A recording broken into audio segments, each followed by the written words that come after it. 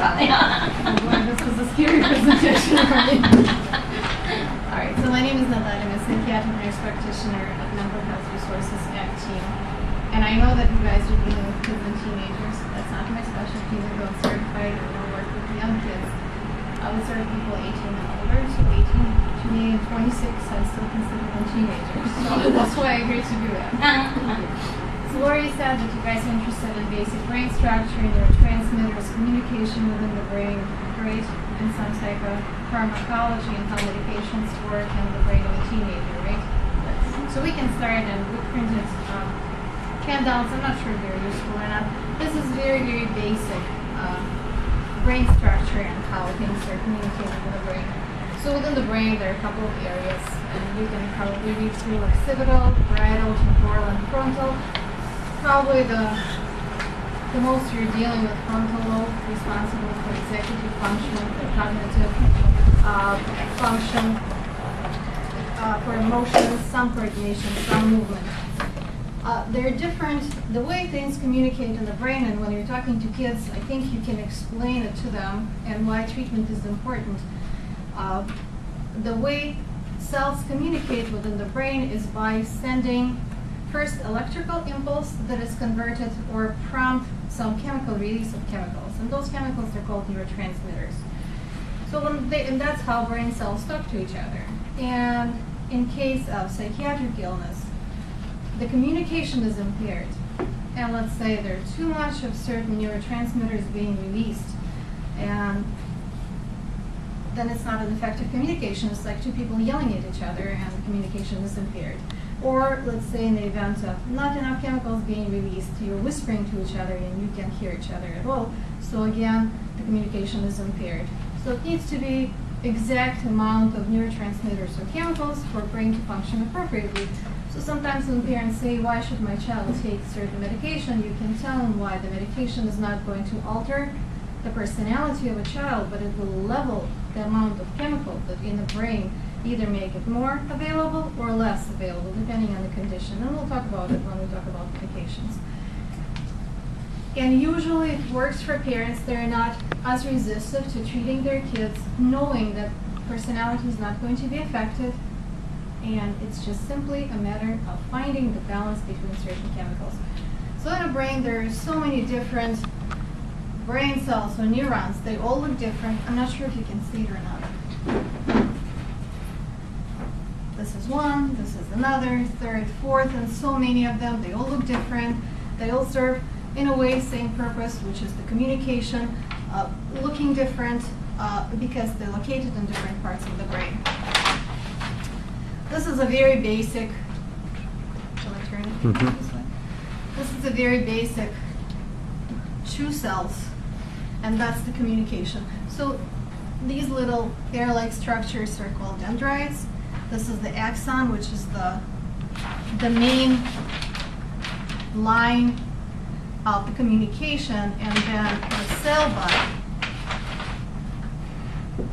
Anything can stimulate the brain cell to release certain chemical messengers or neurotransmitters. Can be nerve impulses, can be drugs, can be medications, can be hormones, light, any kind of stimuli, or can be neurotransmitters.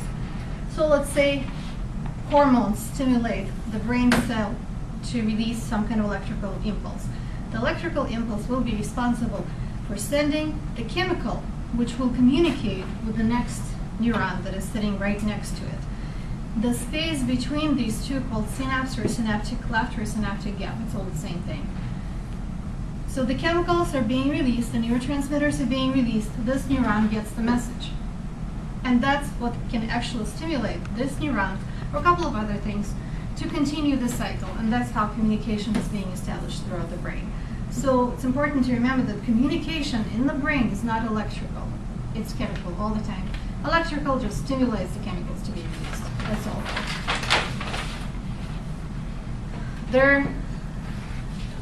If you look in your handouts, we listed major neurotransmitters. It's on the second page.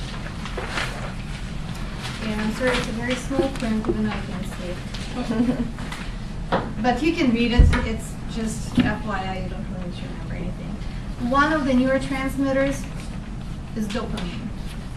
we'll just touch upon the major ones. So dopamine, if you want to remember anything about it, it's responsible for development of schizophrenia, for example. You have too much dopamine in schizophrenia. If you have too little, it's Parkinson's disease. So let's say there's electrical impulse being initiated. This neuron contains receptors. So because it's electrical impulse, the voltage will be changed here and channels will be opened. So the chemical is being released, and in this case, it's dopamine. Because electricity, there is actually real space in between these two, so electricity can get through. So dopamine is being released. It sits in a cleft and does its job, whatever the job it is. And then whatever is not being used, because the body will conserve energy, it's not going to work any harder than absolutely have to, whatever is not used will be brought back into that cell, will be recycled, reused, and then the same cycle will start. So we have this little guy transporter pump. It really requires energy to transport everything back. So you see a little guy pumping dopamine back into that cell to be reused later. By that time, this neuron already accepted what it needed to accept and started the process and communicates throughout the brain. So this is just a general overview of what we just discussed. Since you're working with kids, I'm not sure how many of them smoke or how often do you deal with it? Yeah? That many? Okay. You can actually pirate this page. That's not a scare tactic. That's what really happens. This is very educational, and probably they'll enjoy learning about the length of the cigarette, why there are only 20 cigarettes in a pack, why chain smoking is just waste of money and stupid. You chose my partner. Yeah, you chose your family members. I've done it. So let's say nicotine only works when it's inhaled. So the patches, that's why they're not very effective. Nicotrol inhalers as a treatment of nicotine dependence is more effective. Gums are not, and sometimes people were selling this crazy thing, nicotine water. It never worked. So it goes into your gut and really nothing gets to the brain. So let's say you inhale nicotine, and these are dopamine receptors. Nicotine is going to block those receptors, and dopamine is still being released, but there is no way it can come back into nothing. Even if pumping action is still active, the doors are locked, so to speak, so it can't go back. Now it's going to sit here and create this sort of euphoria for those kids. It has its positive aspects because you can probably, if any of you ever smoked, probably you can think better, clear, kind of gives you more alertness in a way. But you don't have to tell that to kids. So, and then these receptors will be blocked for about 45 minutes. In 45 minutes, nicotine will disintegrate and will open the door for dopamine to come back. That's exactly when people start craving their next cigarette. That's why chain smoking is a waste of time. What this neuron will do, knowing that, wait a second, I have too much dopamine in here, how come? Maybe I don't have enough receptors. The body is smart and the body is dumb in the same way. It's not going to realize that these are blocked and we don't really need to create more entrances. So this neuron will create a lot more entrances because it's thinking, well, I have dopamine, it can go off again, so what's wrong with that? I'll create more doors. Every single door will be occupied by nicotine. No matter how many this guy will create, that creates dependence. That creates addiction right away. And it will take some time to down-regulate because now this brain cell upregulated those receptors. And it will take some time to down-regulate and make it again normal. So the addiction pretty much starts with the first cigarette, and cravings will begin within a month. It is sort of what we call diabolical learning because it lasts a long time. It is the memories being stored on a molecular level. somewhere in the body. It doesn't matter that someone smoked 20, 30 years ago. The craving sometimes will still be there, and the person will be somehow pushed into smoking again if under right circumstances. So the length of the cigarette is 8 centimeters or 3 1/4 inch. That's exactly how much time it takes for so many puffs to occupy no matter how many receptors this neuron will create, right? So no matter what you smoke, if you smoke longer, those 120 cigarettes, a waste of money, because it will take exactly that to occupy all of the receptors. So the kids are wasting time if they're buying longer cigarettes. You can present it from economical standpoint. Wasted money. We're not even talking about health dangers. We're just talking about practical waste of money. And chain smoking, you can't get any more. You cannot get any more reward that you already got from smoking 8 centimeter cigarette. That's all. So then the craving will start approximately in 45 minutes because that's how long it takes for those receptors to be desensitized or unoccupied again. And that's if you have 16 hours of waking time, then it will take you, and every 45 minutes of cravings, it will take you exactly 20 cigarettes. And in fact, so it's a very evil delivery system. There are 2 medications that we use to prescribe to treat nicotine addiction. Wellbutrin and Chantix, you've probably heard of them. They're not going, if dopamine will create this glare of spotlight and give you this euphoria, these medications, we call it night light. So they will diminish cravings, they will diminish no euphoria, diminish cravings. The effect is not going to be as powerful, but nonetheless it works to some extent for certain people. Usually the treatment is about 12 weeks. So, and if you want to pirate this presentation for you kids, you absolutely can.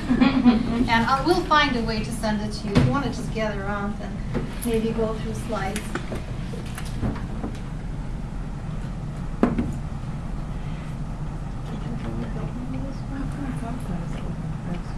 There's no smartphone here.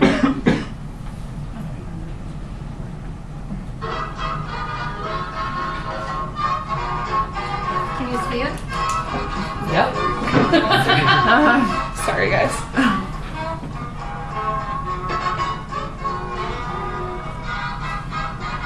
Lower the screen just a little bit. Yep. There you go. Yeah.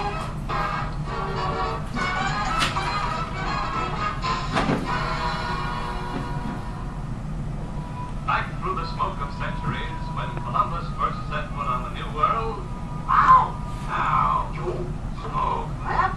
Next.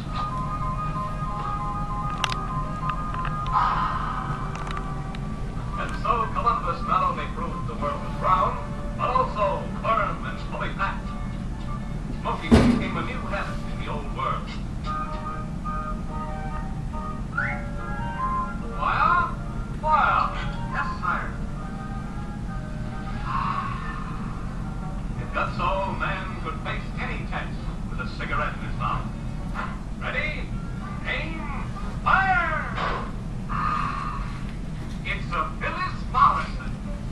Smokers could read the handwriting on the wall. Today, they see the skywriting in the air.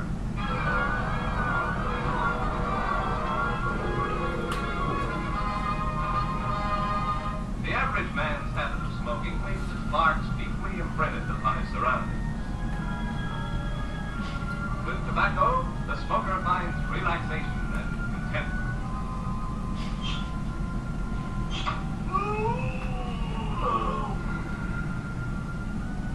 A constant companion in his leisure hours.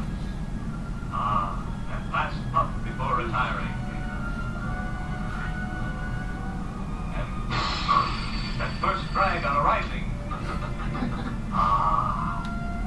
Its mild fragrance with the morning shave. That cool inhale with coffee and toast. A fast exhale while leaving for work. The soothing bag to face the day's toil. But sometimes, because of the irritated eyes, tickling throat, dry hack, coughing, wheezing, and the shortness of wind, the inveterate smoker gets a strange desire to rid himself of the habit. I quit. There. I feel better already.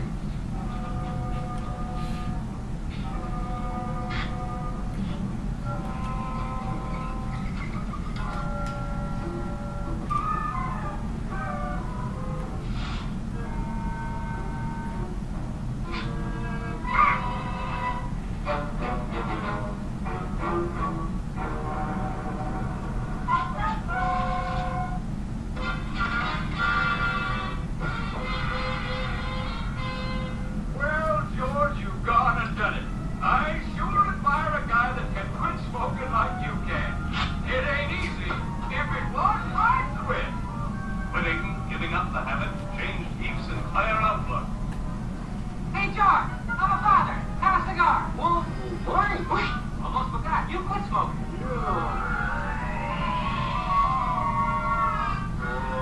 What did I quit smoking for? I like smoking. I ain't no quitter. Get a lot of blanket smoking. I love smoking. It's my hobby. I'm never gonna be Wow! Smoke, smoke, smoke, smoke.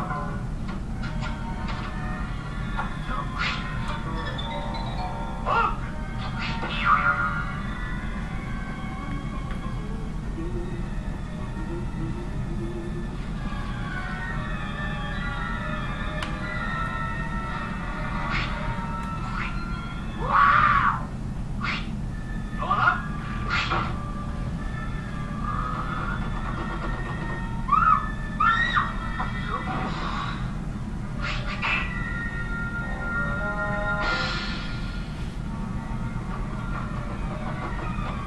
I got it. I got it. I got it.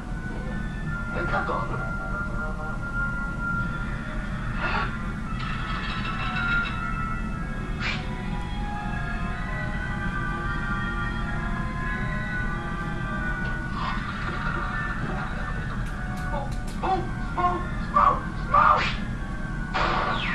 And the little man wins a big cigar.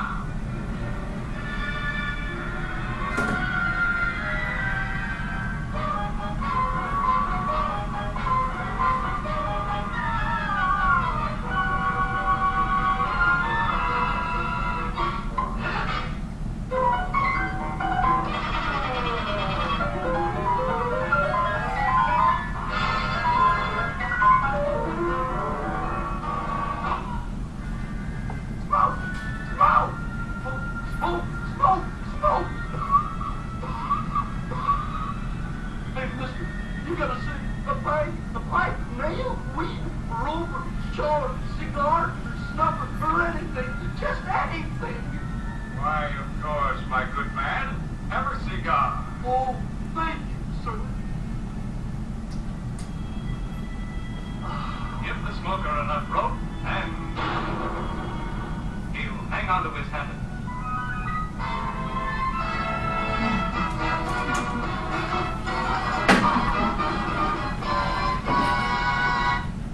Sit by you because we can continue and see this one. So I think they'll understand this cartoon better than anything else. So there are 4,000 chemicals in the cigarette, and 40 of them cause cancer. So that's basically what's in it. Nicotine is a deadly poison. You know that one drop can kill a horse and it even absorbs through the skin. Methane is a rocket fuel, ammonia toilet bowl cleaner, cadmium used in batteries, arsenic and rat poisoning, formaldehyde is a embalming agent, carbon monoxide, car exhaust, butane, lighter fluid, and cyanide used in gas chambers. So many of those components are in the filter of the cigarette. And it's actually can be a nice poster for the kids. Right? It's not a scare tactic, that's what it is. There's a trachea, and on those two sides you have lungs. When people smoke, it builds up the phlegm or mucus, and it thickens those tubes, so the people can't really move air effectively in and out. Again, those tubes are lined with some cells called cilia, and usually they're very flexible, they're moving like hair-like structures, and they move things out of the kind of up so people can cough up stuff. Cigarette smoke, it paralyzes those structures, and they're just stiff, and nothing can be moved out of your lungs. No particles.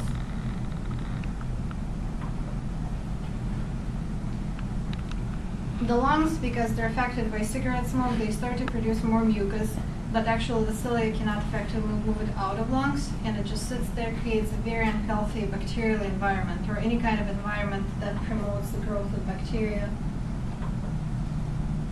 and viruses.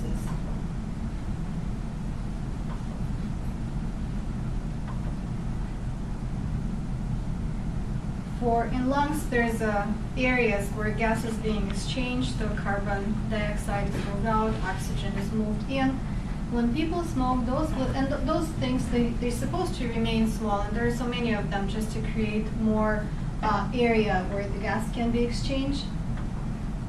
But with smoking, they're filled with fluid, they're filled with mucus, and all of a sudden, instead of thousands of small ones, you have one large one, so the area is really shrinks. And nothing, and it's again not very flexible, so nothing will be moved out of the lungs. That will cause a condition called emphysema. So the normal bronchi, and then bronchi with bronchitis, or anything that is stuck in there and cannot be moved out.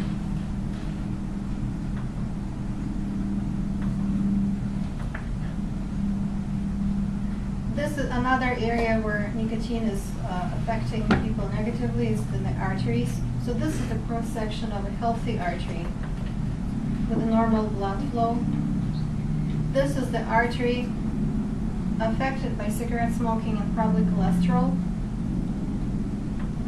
What happens, it's no longer like non-stick surface, but everything sticks to it. So basically there is not one single body system that is not being affected by smoking. And actually this can be another nice poster. What nicotine does, it promotes unnecessary growth of blood vessels. It's called neogenesis or angiogenesis. So let's say you have anything that is stuck inside the artery. The nicotine will promote the growth of very unhealthy or unnecessary blood vessels. Not only you have something that's blocking the opening, now you have this mesh, almost like a web, covering that area as well, because nicotine continues to promote the growth of those really non-functional blood vessels just to service what is stuck inside. It doesn't belong there. The body doesn't know about it.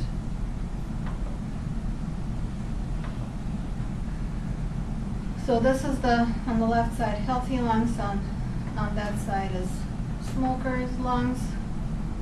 And you don't have to show this picture. So this is the cause for strokes, heart attacks, and maybe they're too young to understand that, but they're not too young to understand this, and that's all they need to see. And of course, it's autopsy picture, and I think that it's important for them to know that as well. Really, That's a real lung. It is, yes, it's a real lung from autopsy.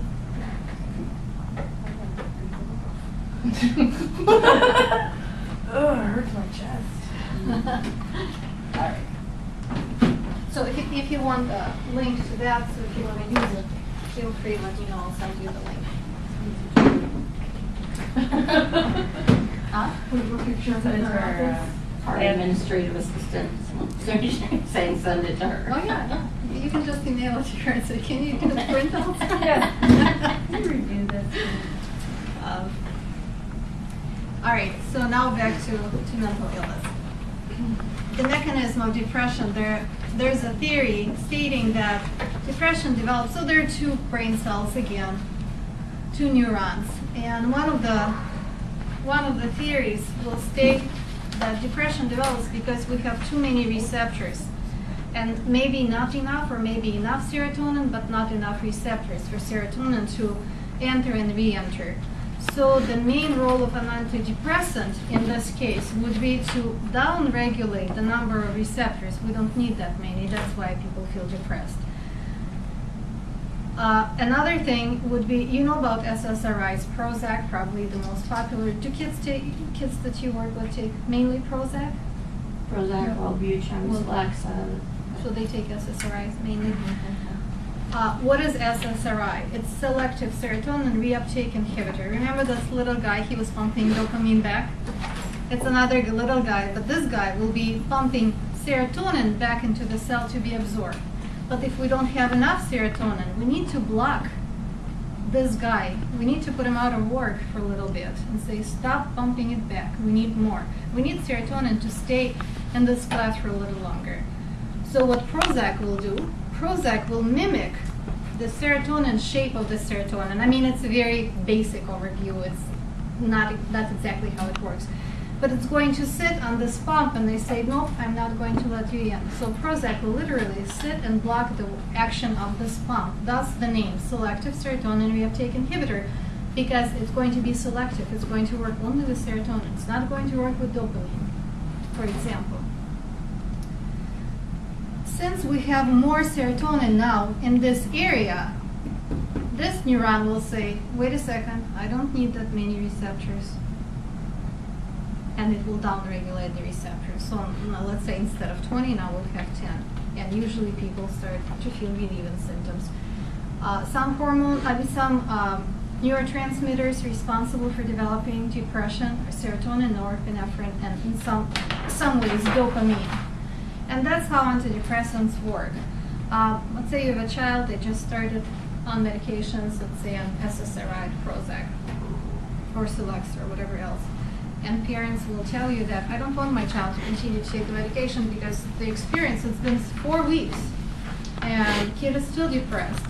Now they're experiencing some side effects. And maybe no one had time to explain to the parents or to the child why they're experiencing side effects initially and not therapeutic effect. Well, that's how it works. Let's say we have many receptors we need to downregulate. We have low mood and very little serotonin. So we will start Prozac. We'll start our antidepressant treatment. Immediately, you'll have a lot of serotonin, but still many receptors. So the symptoms will persist, but so the side effects will develop. Because suddenly you have a lot of chemical in the brain, and it's really not functional at that point. So you will see acute side effects and no clinical effect, or very little clinical effect. And parents will be prompted, will be kind of forced to believe that the medication is not effective. And maybe if you have an older child or a teenager, will say, it's not working for me, I'm going to stop.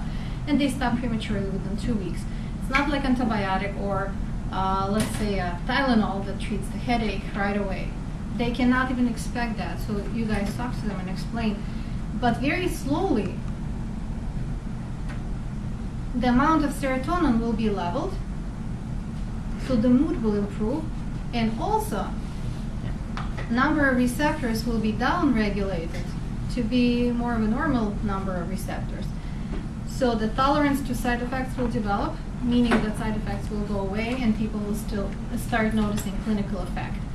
It unfortunately takes about maybe up to 8 weeks, 12 weeks sometimes, so it takes a long time. And I think it's crucial to start psychotherapy at the same time, so at least some changes can be made, not with the kid, but with the family, because very often we're treating the wrong party. We're treating the kid when nonetheless we have to treat the family first. And kid is healthy, and kid was healthy to begin with. And all they're doing is just responding to their unhealthy environment at home. And parents think it's not my problem, it's my kid's problem. Guess what? No, it's your problem. So they really need to be part of the therapy. And maybe even think about seeing psychiatrists themselves, because something created this unhealthy environment in them and they were never treated. So that's what you can tell them, why they experience side effects and no clinical effect right away. So this is the serotonin. It's only 1 to 2% in the brain. In the body, it causes smooth muscle to contract. It contributes to anxiety and impulse behavior.